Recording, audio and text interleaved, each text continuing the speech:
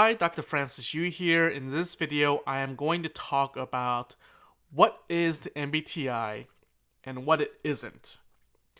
So first, what is the MBTI? So there are two main ways to actually use this term. But first, what does this acronym stand for, right? So Myers-Briggs Type Indicator. It is a model of the human psychology and human psychological development. It's based on the typology theory of Dr. Carl Gustav Jung, and it has been taken by Myers and Briggs, and they have worked on it more and made a questionnaire out of it, which is the second way to look at the MBTI, to help people identify what their type is. So number one, the MBTI is this psychological model. And number two, it is the questionnaire, the actual questions you take to help identify your type. But the big misconception and big problems is that there are a lot of unofficial questionnaires out there on the internet, which are, they are. I can't quite say because I haven't taken all of them, but that is not really the best way to find out what your type is. And as I said, the MBTI questionnaire also doesn't tell you what type you are. It's designed to help people identify what their type is. Meaning, just because you got a result ESTP doesn't suddenly mean you're ESTP.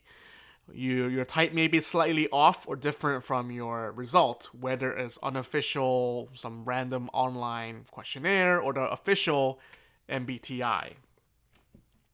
So, what is an MBTI type? This is probably one of the biggest misunderstood or unknown aspects of the MBTI. On the surface, superficially, the MBTI is 4 letters, right? And each of there's 4 letters, right? So for example, ESTP, and in those 4 slots, there are 2 choices or 2 possibilities. So for the first one, it's E or I. For the second position, it's S or N. For the third position, it's F or T. For the fourth position, J or P. And if you do the math, there are 16 possible types. But what are these 16 types exactly? In essence, each type designation, let's use the example ENFP for now. The ENFP designation lets you figure out what the person's cognitive functional preferences are. So it gets a little bit complicated, and each type deserves its own explanation. But let's say for the ENFP, the preferred dominant function, that's the language that's used, the dominant function of ENFP is intuition that is used extrovertedly. So extroverted intuition is the dominant function of the ENFP.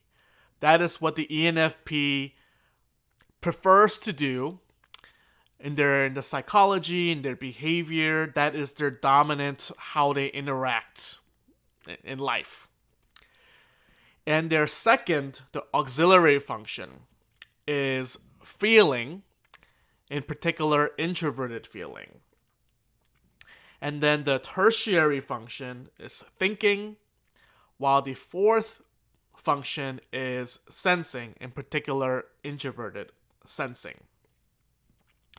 So the key takeaway is that for the ENFP, most of life, most of the psychological preference, behavior, attention is extroverted intuition. So in particular, extroverted intuition, what does that mean? It's getting ideas and information from the outside world about different possibilities. So for the ENFP, most of their attention is focused on getting information and ideas of possibilities from the external world. Their auxiliary, tertiary, and inferior function are all not as great as extrovert intuition, and is there, I could argue, to support the primary function, which is extroverted intuition. So there is this interplay of development that is within each type. So we will come back to that, but the next I want to talk about the MBTI as being used for self-awareness. So which is something I like to talk about, and it's what I use the MBTI for myself and for others. So first, why is self-awareness important? Or first, what is self-awareness, right? Is simply being aware of yourself. That could be from your thoughts, to your emotions, to your behaviors, my emotions. I'm aware that I'm flailing my hands around, and much more, right? And why is self-awareness important? Because, let's put it this way. If you're not aware of what you're doing, you're kind of living through life checked out, and you fell asleep to your own behavior. You don't realize what you're doing or why you're doing them. So, self-awareness is essentially waking up to our behavior and our reactions. So, how does your body react, your physiology, your heart rate, what body parts become tense, what kind of emotions arise, what kind of automatic thoughts are there, and in your everyday life, whether they're things your internal life or external life. And self-awareness is realizing how automated we can be, and that we just may be reacting to things in life. Now, I'm not saying reacting to things is always bad. If there's a danger, you want to react and address the danger without having to think about it and write an essay about it. But it can get in the way if you're just reacting your way through life, and it's in a way you're not even consciously choosing, because you're just so asleep to how you're doing things. So if you know your MBTI type and what the cognitive functions mean, you're able to be aware of how you're doing things. So how can the MBTI use for self-awareness? So SWOT is an acronym that's used in a lot of organizations. It stands for strengths, weaknesses, opportunities, and threats. And knowing your type helps you identify these pretty well. So, for example, so my type I identify with is INFJ.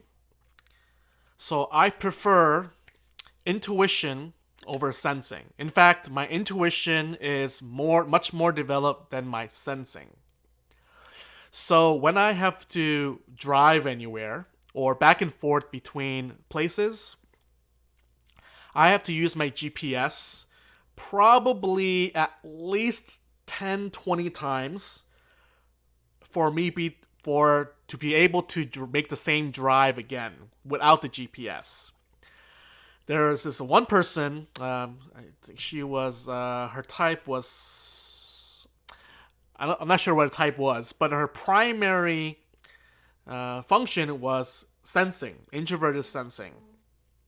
She is able to go on a car ride and be able to remember exactly the directions, the exact turns and everywhere, all these things based on her memory and just her function. So for me, that sensing is a weakness, but for me, the intuition is a strength. So now that I know that the sensing part is a weakness of mine, I can be aware and be able to work on it, number one, and number two, get help if I need to use sensing stuff and things like that. So as another example, another room for strengths and weaknesses, or opportunities per se, is my feeling function. Is done extroverted. So my extroverted feeling function is my auxiliary function. It is something that is somewhat developed, and that means that when I make decisions, I always take into account how other people are doing, other people's values, and making sure that other people are doing okay. That's one way to look at it. But so that's my strength, or something that I'm do routinely, versus introverted feeling is an opportunity of mine. It's not something I do so well. So when facing a situation, I may typically cater to others' situations and values more as opposed to my own. So not catering to my own needs, my own values, my own feelings on the matter. So that is an opportunity for me to know that I may be devaluing myself and my input into a situation. So I hope you can see how this allows me, my type, knowing my type helps me to be aware of what I do. Now, can you do all these things without the MBTI? I guess so, but the MBTI is a helpful model and framework that I think simplifies things. Although now you may think it's a little bit more complicated. So here's another way the MBTI can be used for self-awareness and growth is how each type, what happens to each type, what does each type typically do when they're under duress, when they're put to a point where in a situation more than they can handle, or maybe there's a lot of distress. So let's use the ENFJ as an example. So for the ENFJ, their primary function is extroverted feeling, which again is making decision based on the collective or social or other people's values and their positions and how they're doing. So any type, when they're under duress and a lot of distress, first what they do is they exaggerate and their primary function more. So for example, ENFJ, they typically, yes, they take into account other people's values and their feelings on the matter to make decisions, just naturally, right? It's just what they do. But under duress, they may hyperbolically, they may exaggerate that and try to flatter people or to excessively cater to people even though there's not a real need. Let's say there's one example that I heard of was this woman was going for a job interview, and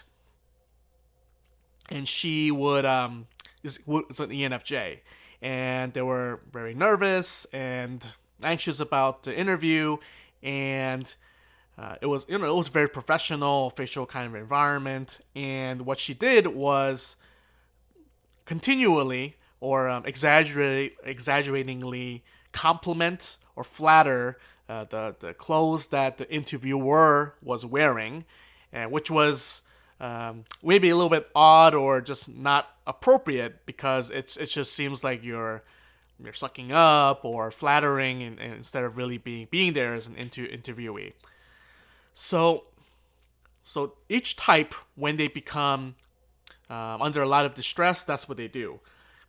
But if they even become more under, there's more things to take care of, more distress, more duress, the ENFJ then goes to their inferior function, their least developed function, which is the introverted, it would be introverted thinking.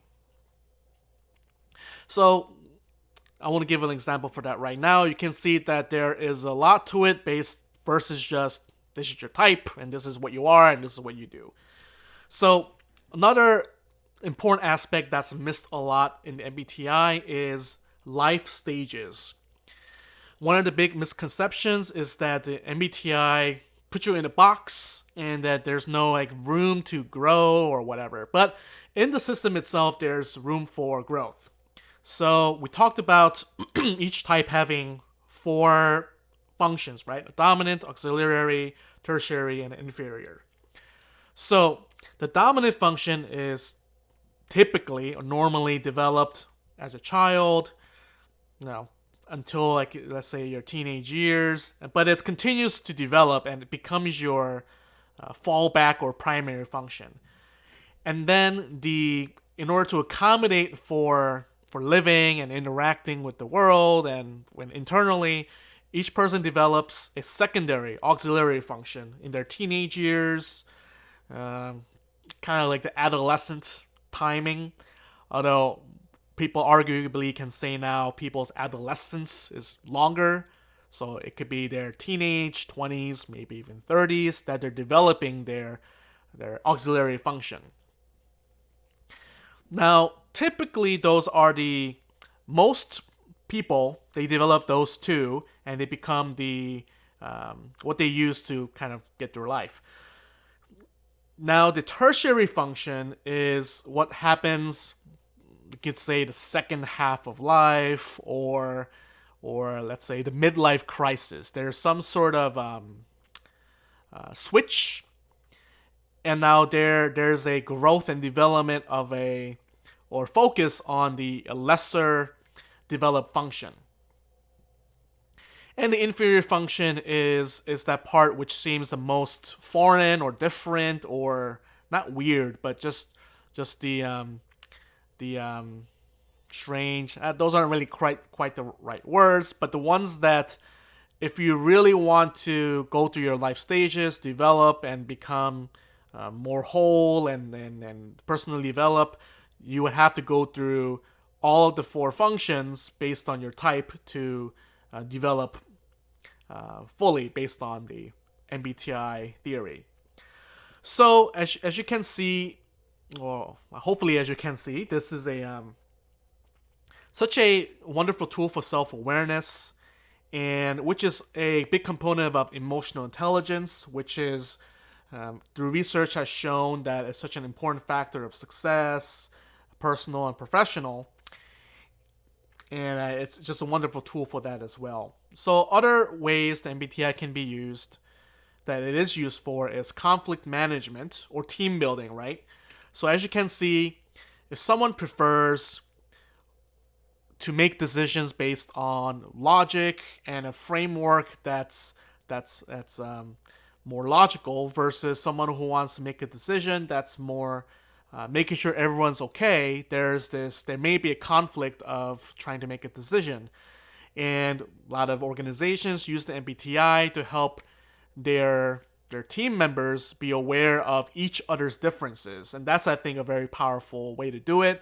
And you don't have to go through this entire, know every single thing about it to realize, hey, other people do the same things differently from the way I do it. And along the same vein, it could also be used for relationships, because now you can see, why you may be miscommunicating or why you get along and things like that. All right, so that is what the MBTI is. Now, briefly, I talked about this a little bit, what the MBTI is not supposed to be. It is not a way to box yourself in. That is probably on all the articles I've seen that say bad things about it.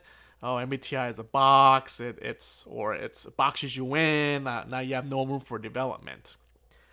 So I can see why people think that, but it's just completely wrong. So let's go back to the example of the ENFP. Right. Arguably, you people are born with their type, which is it's not that's not the point of this video, but there is a sense in which you have your type as part of your how you're born, but also how you develop. Now, we aren't when you're born, it's not suddenly you can do all these things. ENFP, when they're 5 years old, isn't suddenly gonna going to fit the description of ENFP. They have only really begun to explore the dominant function and nowhere near working on their auxiliary, tertiary, or inferior function. So, what the MBTI is not supposed to be is you're this thing and you can't change. It's actually a beautiful description of the combination of your preferences that you develop into as you grow in life. Another thing that people say what it is only good for like icebreakers or like a very brief for fun only. I mean, yes, it is fun to me because I love learning about it, but there's more to it, as you can see from what I talked about. The MBTI is not just an icebreaker, because if you really know someone's type, really, if you, let's say, meet someone and they definitely know their ENFP, and I that gives me knowledge or awareness about a lot about them as a person, actually. And the reason I think that there's so much backlash or resistance with MBTI is that in our culture, in our civilization today, we want a quick answer. There's this immediate gratification, right? Today we can look at our phone. What's the weather? Oh, this is the weather. What is this? I can online search it. Oh, I need to move money from here to here. It happens in a couple of days, because I don't understand why those things take so long still. But anyway, it's pretty quick. And a lot of people look towards MBTI to be the quick fix to help identify them. But that's not how it works. It is about an inner awareness about oneself and about how one does things. And for those that are criticizing it based on their superficial awareness of it, or not really knowing where the type, or not taking their time to really discover it, it just doesn't make sense. A lot of as I experienced a lot of people want to say things about the MBTI without knowing a lot of things about it. I'm not saying it's a perfect system. It's a lot of it's not perfectly practical because of these actually mostly because of people's conceptions of it and their inability to wrap their minds around it or thoughts around it. So yes, so another thing the MBTI is not supposed to be, it's description of traits. This is again more of like a matter of words, but the feeling, thinking, intuition, sensing to me aren't traits. They're psychological, cognitive preferences and functions with specific definitions given by Dr. Carl Jung and as well as Myers and Briggs. And there is this impetus of people trying to want to compare it with different typology systems like the Enneagram or the Big Five and things like this, which people just want to do. It's just what they do. But I think that takes away a little bit from what the system is about. And if you're trying to compare it to traits, it's just not helpful. You just have to stay within this model and understand it and use it if you want to get the most out of it. So that is what the MBTI is and what the MBTI is not. I know I put a lot into this video, but this is supposed to be a sort of more introductory video, and in the future I'll be going through these more in detail and for each type as well. And hopefully you can see that why I'm so interested in this for wellness, for health, for development. And I really do think that the inner work and soul searching and self-awareness, which is a kind of one of the missing keys in health today, especially in our go and lack of stillness kind of society and mindset. So the MBTI is one of the tools that I really like to address this issue and help, in particular with physicians, because I'm a physician, with physician wellness, physician development, but for people in general, how useful it can be. So subscribe if you like to be in touch with my rest of my videos, and check out the rest of the videos, and hope to see you soon. Bye bye.